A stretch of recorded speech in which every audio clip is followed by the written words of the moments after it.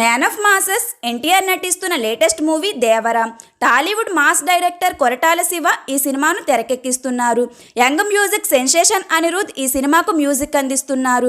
ఈ సినిమాలో ఎన్టీఆర్ సరసన బాలీవుడ్ బ్యూటీ జాన్వీ కపూర్ హీరోయిన్గా నటిస్తుంది.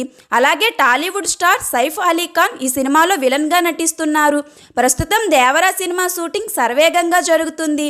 ఈ సినిమాలో ఎన్టీఆర్ డ్యూయల్ రోల్లో కనిపించనున్నట్లు సమాచారం.